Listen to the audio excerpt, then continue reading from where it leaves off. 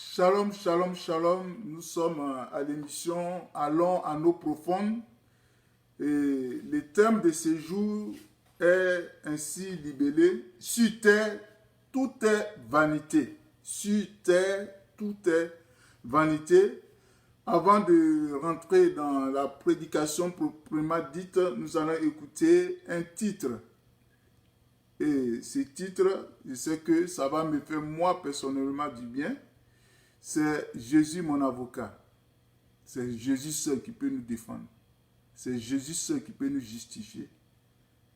C'est Jésus seul qui a le pouvoir. Lui qui voit, qui sonde dans les profondeurs. C'est lui seul, le vrai et l'unique avocat. Bonne écoute.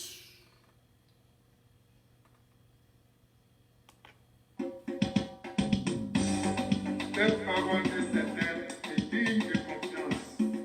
C'est que Jésus-Christ est venu au monde pour sauver les pécheurs. Donc moi je suis le premier. C'est pourquoi je l'ai choisi comme avocat. Victime expiatoire. Sois bénie ma soeur, ma soeur Julietta, depuis ta position, que la faveur du Seigneur se repose sur toi.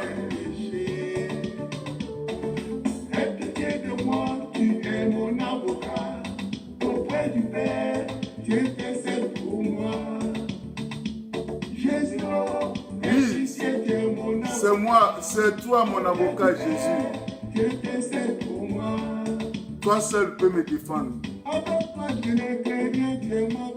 Oui. Je ne peux vivre sans toi. Toujours imité, mais jamais égalé. Il s'appelle Jésus. Jésus,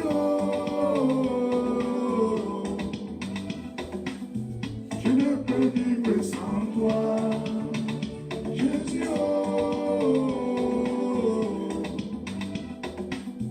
c'est toi mon seul avocat.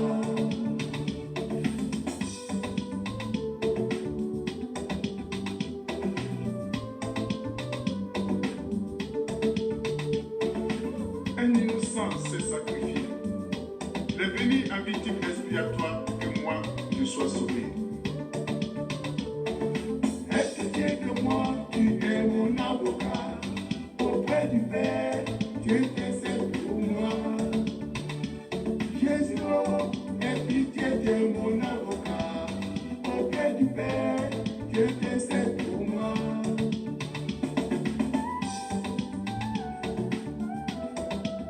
Jésus, mon avocat, plaidera à ma faveur. Je le sais.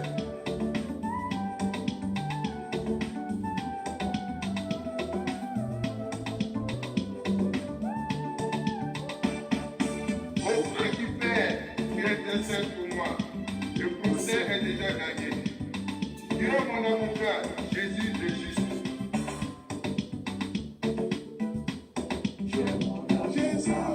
Jésus est mon avocat. Jésus est mon avocat.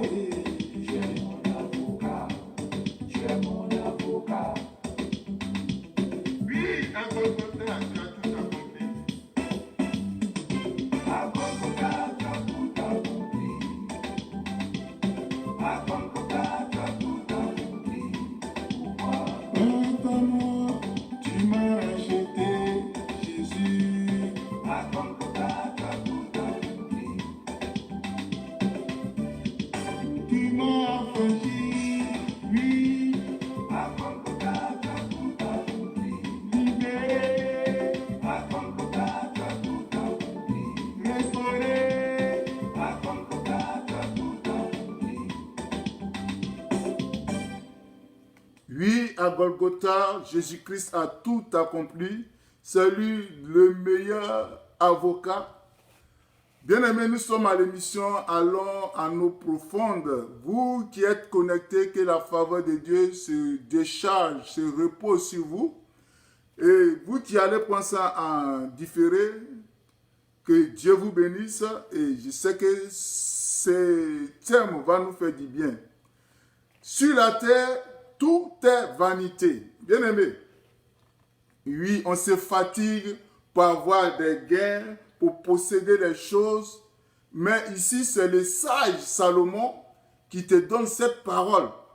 Et je t'invite à prendre ta Bible dans le livre d'Ecclésiaste. Ecclésiaste, le chapitre 1, et je vais lire le verset 14. Après, nous allons prendre Ecclésiaste 2, Ecclésiaste chapitre 2, 1 à 11. Bien-aimé, déjà, je vais te lire Ecclésiaste chapitre 1, le verset 14. J'ai vu tout ce qui se fait sous le soleil. Et voici, tout est vanité et poursuite de vent. J'ai vu tout ce qui se fait sous le soleil. Et voici, tout est vanité et poursuite de vent. D'où le terme, sur la terre, tout est vanité. Bien-aimé, c'est Salomon qui te parle. Et nous savons la position du Salomon, la position du roi Salomon. Dieu l'a béni en bien, Dieu l'a béni en sagesse.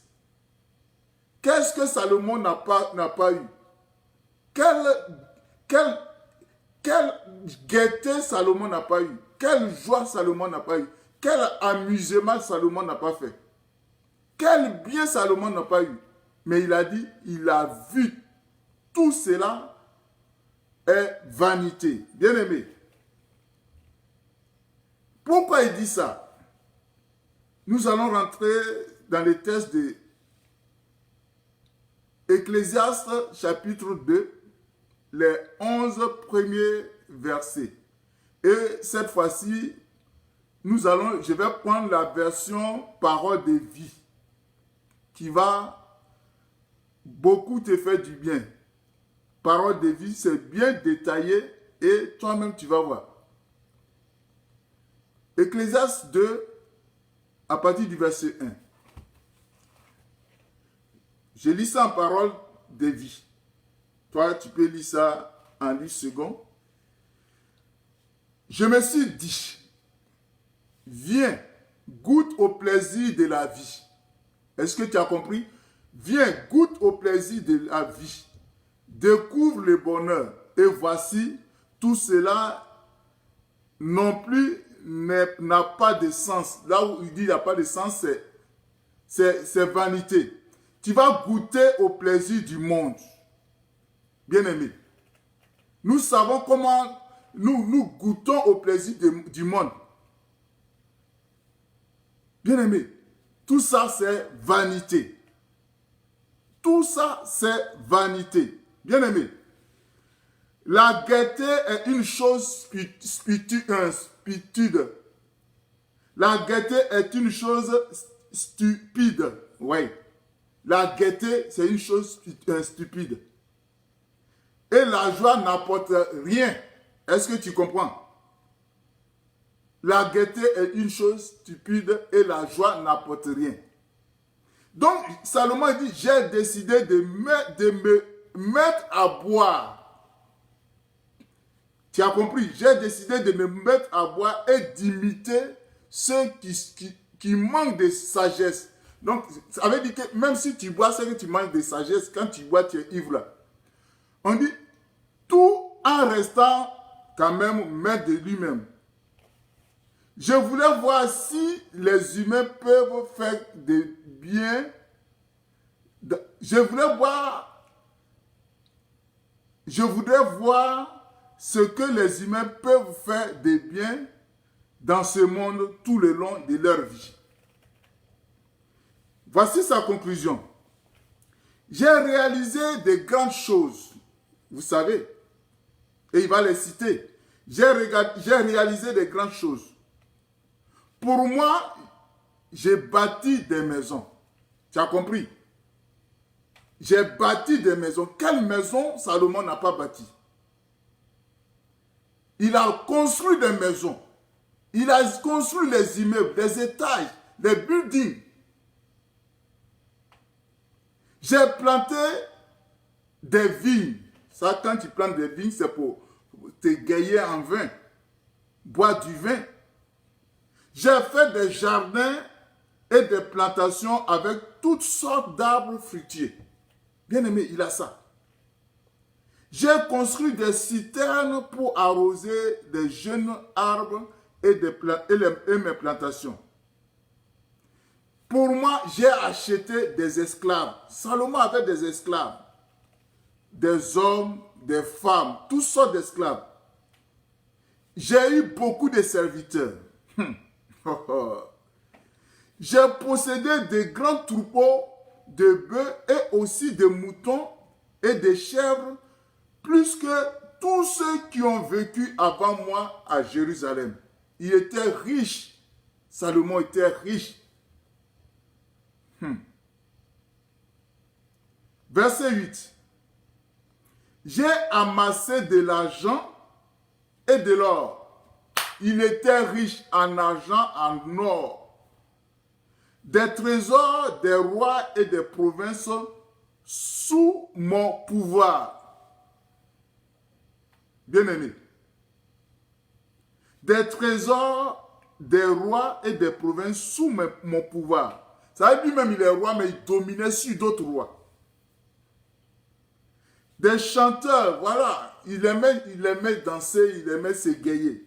Des chanteurs, des chanteuses venaient me distraire.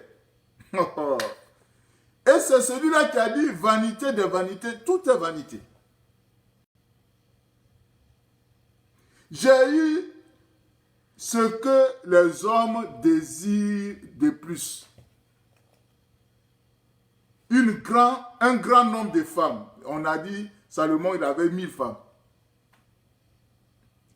Je suis devenu quelqu'un d'important. J'ai dépassé tous ceux qui ont vécu avant moi à Jérusalem. Alléluia. Et pourtant, j'ai gardé ma sagesse. Je me suis donné tout ce que mes yeux désiraient. Alléluia. Je me suis donné tout ce que mes yeux désiraient. Je n'ai privé mon cœur d'aucun plaisir. Tu attends? Je n'ai privé mon cœur d'aucun plaisir. Oui, j'ai profité de tous mes travaux et j'ai été largement récompensé de toutes mes peines. Du verset 11. Alors j'ai réfléchi à toutes mes activités et à tout le mal que je me suis donné pour les réaliser. Et voici, tout cela ne sert à rien. Est-ce que tu as compris? Tout cela ne sert à rien. Tout cela est vanité. Tout cela ne sert à rien. Autant courir après le vent. Les humains ne retirent aucun avantage de tout ce qu'ils font sous le soleil. Est-ce que tu as compris? On dit les humains ne tirent aucun avantage de tout ce qu'ils font sous le soleil. Bien aimé, j'ai bien lu ça pour... Voilà. Donc, le verset 11 Ecclésiaste 2, voilà, je vais lire ça en 10 secondes pour que tu puisses comprendre, puisque tu aimes 10 secondes. Puis j'ai considéré toutes les œuvres que mes mains avaient faites et la peine que j'avais prise pour les exécuter. Et voici, tout est vanité et poursuite de vent. Il n'y a aucun avantage à tirer de tout ce qu'on fait sous le soleil. Bien aimé. D'où, sur la terre, tout est vanité. Bien aimé. Salomon a dit il devint grand, plus grand que tous ceux qui ont vécu avant lui. Mais tout ça, il trouve ça comme une vanité. Je suis censé de me poser cette question. Pourquoi est vanité. Donc, il n'y a rien dans toutes ces richesses qu'il avait. Il n'y a rien dedans. Et puis il dit que c'est vanité. Tout cet argent, cet or, jusqu'à même, on dit, les rois même viennent encore pour lui faire des gains. Tout ça, il dit, c'est vanité. Tout ça, il n'y a rien dedans. Toi, tu cours après l'argent. Toi, tu cours après les richesses. Toi, tu cours après les renommées. Tu as compris? Salomon te dit que c'est vanité des vanités. Bien-aimés, prions pour que Dieu nous donne le nécessaire pour subvenir à nos besoins. La soif de la richesse peut t'amener à faire des choses abominables. Salomon dit, vanité des vanités, tout est vanité. Donc, toutes ces richesses qu'il avait, ça ne lui servait à rien. Il dit, il dominait sur les rois. Donc, toutes ces dominations, bien aimé, toi tu cherches à écraser les gens. Toi tu sais à diriger, à opprimer les autres. Salomon avait le pouvoir, mais il trouve que son pouvoir, ça ne sert à rien. Sa domination ne sert à rien. Bien aimé, regarde, il a construit, ce qu'on a dit, il a construit des palais. Donc tous ces palais glorieux, ça ne sert à rien. Bien aimé, tous ces palais glorieux, ça ne sert à rien. On court à gauche, à droite, on travaille, on ne peut pas se reposer. Bien aimé, on se fatigue en vain. Mais je n'ai pas dit de ne pas profiter de ta vie. Cherche à avoir le nécessaire. Regarde, toi seul, tu as jusqu'à peut-être 6 voitures, des avions. Attends.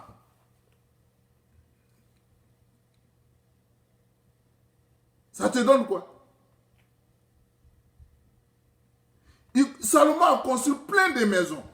Mais il a regardé tout ça là. Il dit, ça ne sert à rien. Ailleurs, il pouvait dire, lui, il s'est fatigué pour travailler. Maintenant, son fils qui va l'hériter là, est-ce que il va bien entretenir ce que lui, Salomon, il a fait? La preuve. Son papa lui avait donné 12 tribus, mais voilà, à cause de son comportement, il a pu garder que 2 tribus. Les 10 autres tribus ont été données par un autre. Bien aimé, tu peux travailler, tu peux te fatiguer pour travailler, mais tes héritiers là, ils peuvent tout délapider. C'est comme si tu as travaillé en vain. Bien aimé, toutes ces constructions, ces maisons qu'il a construites, il a trouvé ça comme une vanité. Lui qui aimait s'égayer, comme il a si bien dit, il envoyait des chanteurs, des chanteuses il aimait la fête, toutes ces fêtes. Toi qui aimes la fête, tu vas dans les maquis, dans les boîtes de nuit, tu t'en vas danser tous les jours. Salomon, lui-même, il louait l'orchestre pour venir chez lui. Il dit ça, c'est vanité des vanités. Donc, toutes ces danses-là, c'est une vanité. Lui, il dit, il a des champs de vignes. Combien de vins il fabriquait? Combien de fois il se saoule? Mais il dit, c'est vanité des vanités. Bien aimé. Donc, tous ces luxes, tous ces bijoux, tous ces habits, tout ce qu'il avait, lui dit, vanité des vanités. Bien aimé. Sur terre, tout est vanité. Tout est vanité. Bien aimé, il n'y a rien de bon après la vie. Quand tu vas mourir, c'est ce qui est important. Et aujourd'hui, Salomon nous fait cette leçon. Il nous fait cette leçon pour nous dire l'essentiel, c'est mieux. Voilà. L'essentiel, avoir l'essentiel, c'est mieux. Et Salomon dit, rien, si ce n'est se fatiguer. On se fatigue. Donc, ça a été le verdict de Salomon après avoir fait tout le tour de tous ses plaisirs. Ses nombreuses femmes, beaucoup d'argent, ses maisons, ses champs, ses animaux, ses plaisirs, ses joies. Quand il a fait tout le contour, il dit, c'est seulement se fatiguer de l'esprit. Bien-aimé. Qu'est-ce qui doit nous réjouir maintenant? Qu'est-ce qui doit nous réjouir, toi et moi? Bien-aimé. Qu'est-ce qui doit nous réjouir? Ce qui doit te réjouir, toi et moi, c'est Jésus-Christ. C'est Jésus-Christ, bien-aimé. Avoir le Seigneur Jésus-Christ, demeurer dans son amour et être assuré de notre salut. C'est ce que nous devons chercher maintenant. C'est ce que nous devons chercher. Sinon, c'est fatigue. Regarde, même comme on a dit, toutes ces richesses-là, tout ce que tu as, le jour que tu n'es plus, il y a des fois même, ces choses-là même, les enfants même n'en profitent pas. Ce sont les cousins, ce sont les neveux, ce sont les oncles qui s'emparent, alors que tu t'es fatigué pour rien. Bien-aimé. C'est pourquoi nous allons faire comme l'apôtre Paul dans le livre de Philippiens, chapitre 3. Comme j'ai dit, c'est Salomon, le sage. Salomon, l'homme que Dieu a béni. Il était roi. Il était riche. Il était sage. Il avait tout. Mais il te dit que c'est vanité. Toutes ces richesses. Tu te fatigues. Tu ne dors même pas. Tu cours à gauche, à droite. C'est vanité des vanités. Bien aimé. Philippiens 3. Philippiens 3, les chapitres 7 et 8. Ça, c'est l'apôtre Paul. L'apôtre Paul qui est en train de te dire ce qui est meilleur pour toi et moi. Bien-aimé, la Bible nous dit de chercher premièrement le royaume et la justice de Dieu. Le royaume des cieux et sa justice. C'est ça que nous devons chercher. Nous devons chercher premièrement le royaume de Dieu et sa justice. Et tout le reste, c'est ça, ce sont les mesures d'accompagnement. Bien aimé. Mais nous, on se focalise sur les mesures d'accompagnement et on laisse ce qui est essentiel. Philippiens 3, 7 à 8. Je lis la parole de Dieu. Je vais lire en version parole de vie et puis après, semeur. Philippiens 3, 7 à 8. C'est l'apôtre Paul qui te parle, qui nous parle. Mais ces choses qui étaient pour moi des gains, je les ai regardées comme une perte. À cause de qui? À cause de Jésus-Christ de Nazareth. Ta maison qui était pour toi un gain. Paul a dit, moi je laisse le temps. Si j'ai une petite maison, moi et ma famille, j'ai quelque chose pour moi. Ça suffit. Mieux vaut chercher Jésus que prendre le temps que toi-même, tu n'es pas capable de racheter. Bien-aimé, l'apôtre Paul dit, il considère tout cela comme une perte à cause de Jésus-Christ. Et même, je regarde toutes ces choses comme une perte à cause de l'excellence de la connaissance de Jésus-Christ, mon Seigneur, pour lequel j'ai renoncé à tout et je les regarde comme de la boue afin de gagner Christ. Alléluia. Alléluia. Bien-aimé, avoir Christ, si tu as Christ dans ta vie, tu as tout gagné. Tu as tout gagné.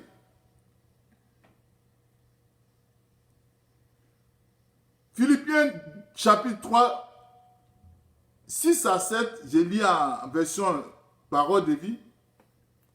J'y tenais tellement que j'ai fait souffrir l'Église au sujet de la justice qui vient de la loi. On ne pouvait rien me reprocher. J'ai cru gagner beaucoup de choses avec ces choses. Mais maintenant, à cause du Christ, je trouve que c'est une perte. Connaître le Christ Jésus, mon Seigneur. Oh, connaître le Christ Jésus, mon Seigneur, voilà le plus important. Alléluia, alléluia. Le plus important, c'est connaître Jésus-Christ, ton Sauveur. C'est ça qui est le plus important. Alléluia. Sois béni, mon frère Tabé Serge. Connaître Jésus-Christ, mon Seigneur, voici le plus important. Bien-aimé, le plus important, ce ne sont pas les maisons que tu construis. Le plus important, ce ne sont pas les voitures que tu as. Le plus important, ce ne sont pas les billets de banque. Le plus important, ce ne sont pas les gaietés. Le plus important, ce ne sont pas les nombreuses femmes. Le plus important, c'est connaître Jésus-Christ, ton Seigneur. À mon avis, tout ce qu'on gagne, ce n'est rien à côté. Est-ce que tu comprends même? Oh. Hey. Oh. C'est fort, hein? C'est vraiment fort. À mon avis, tout ce qu'on gagne, ce n'est rien à côté de cette connaissance. Ce n'est rien à côté de cette connaissance. Pour lui, j'ai tout abandonné pour gagner le Christ et être uni avec lui. Alléluia, alléluia, alléluia, alléluia. Bien-aimé, tu as compris? Est-ce que tu as compris? Je vais te relire le verset 8 en version parole de vie. Connaître le Christ Jésus, mon Seigneur, voilà le plus important. À mon avis, tout ce qu'on gagne, ce n'est rien à côté de la connaissance de Jésus. Bien-aimé, est-ce que tu as compris? Est-ce que tu as compris? Tu vas avoir tous tes biens, mais si tu ne connais pas Jésus-Christ, tu n'es rien. Est-ce que tu as compris? Est-ce que tu as compris? Tu te donnes le temps. Il y a des fois même pour venir à l'église. Il y a des fois pour venir prier. Oui, je m'avais fait ceci, je m'avais fait ça. On n'a même pas de temps. Mais voici, l'apôtre Paul te dit, le plus important, c'est connaître le Seigneur Jésus-Christ. Alléluia. Connaître Jésus. Dans le livre d'Ecclésiaste, Salomon, que Dieu a béni. On dit, Salomon, après avoir fait les sacrifices, Dieu lui a demandé, que veux-tu que je fasse pour toi? Il a demandé la sagesse, mais Dieu, en plus de la sagesse, Dieu l'a béni. Il était le roi le plus riche, le roi le plus sage. Il dominait. Il avait tout. Il s'égayait. Il dit, il n'a pas refusé quelque chose à son âme. Tout ce qu'il voulait faire, il le faisait. Mais il a regardé tout ça là. Il dit, vanité des vanités. Tout est vanité. Bien-aimé, il faudrait que toi et moi, on cherche à connaître Jésus-Christ de Nazareth. Peut-être tu as entendu parler. Peut-être tu penses de connaître. Non. Cherchons à mieux le connaître. Comme l'apôtre Paul. L'apôtre Paul pouvait te dire ça dans les livres de Philippiens 3. La connaissance de Jésus, c'est ce qui est important. La connaissance de Jésus, c'est ce qui est important. Et même, je regarde toutes ces choses comme une perte à cause de l'excellence de la connaissance de Jésus-Christ, mon Seigneur, pour lequel j'ai renoncé à tout et je les regarde comme de la boue afin de gagner Christ. Bien-aimé, je crois que tu es bien situé maintenant. Je crois que tu es bien situé à chercher véritablement Jésus-Christ, à chercher véritablement ton Seigneur et Sauveur, parce que tu dois te mettre dans ta conscience, tu dois te mettre en tête que on se fatigue pour rien sur cette terre, mais on laisse l'essentiel qui est Jésus-Christ de Nazareth. C'était Allons en eau profonde du serviteur, du pasteur Séverin Picard du ministère de l'adoration sacrificielle. Dieu vous aime.